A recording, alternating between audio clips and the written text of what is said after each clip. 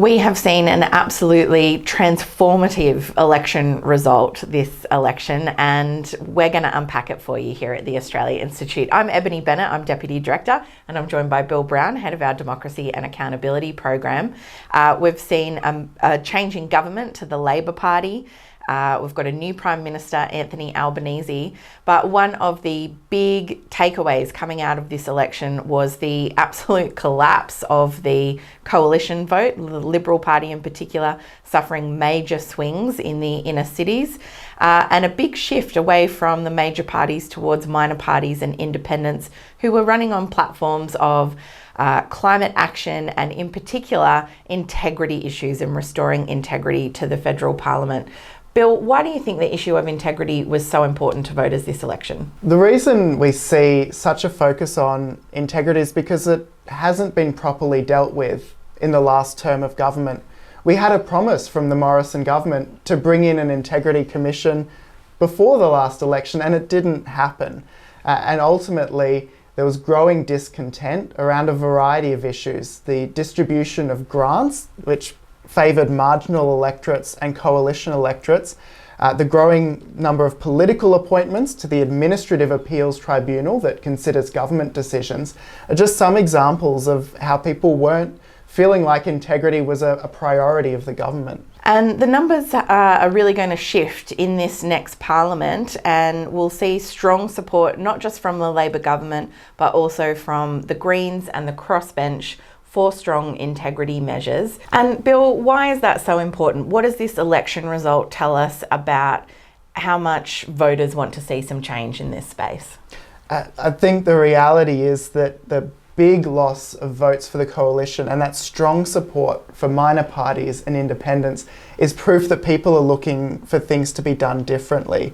We know that Australia has a long-term decline in trust in government and in politics, only briefly arrested by the popular response to the COVID pandemic. So we know that there's an appetite among the public for this kind of thing, for politics done differently and better, and the election result certainly shows that.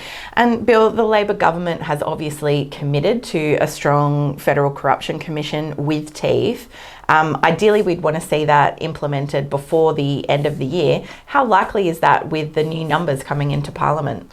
I think we've got good chances now of getting that strong integrity commission in place.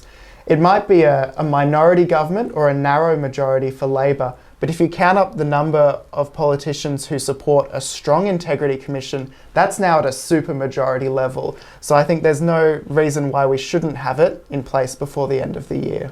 Bill, you've had a lot to do with the Australia Institute's polling and survey research as well. We know another critical issue to voters this election was climate change and strong climate action. How important was that as an issue for voters according to Australia Institute research? Our polling research shows that climate change routinely features in the top national issues. During the pandemic, it's been behind the economy and health, which makes sense given the crisis, but it's up there in the top three most of the time.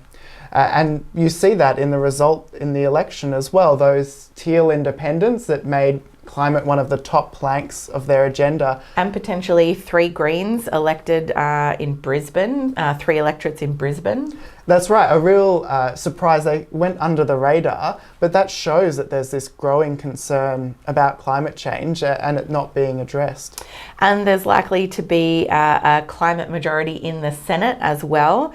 The Greens are set to have 12 senators in the Senate, and it looks like David Pocock, independent in Canberra, who also supports strong climate action, will be elected in Canberra. What's the significance of that, Bill? That's right, he's polling very well. It'll be the first time that a non-Labor, non-coalition senator has been elected from either territory. A major result, in particular because David Pocock's credentials are very much climate change related.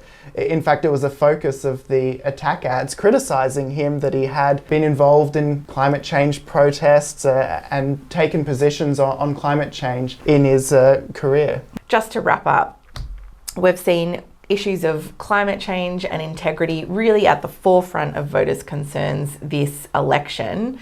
What do you think that's going to change as we move forward with this next parliament? How likely is it that we'll see some rapid changes here from the last government? I'm optimistic that you're going to see dramatic changes in the integrity space. I'm imagining, as well as the Integrity Commission, there'll be real momentum for truth in political advertising laws and improving the way that our parliament operates. And in the climate space, those independents and Greens are not going to go away. They're going to keep the need for urgent climate action absolutely on the forefront of people's minds. Thanks so much, everyone. The Australia Institute could not do the research that it does or have the impact that it does without the support of people like you. We do rely on donations from the public, and if you want to support critical democracy and accountability research, please head on over to australiainstitute.org.au.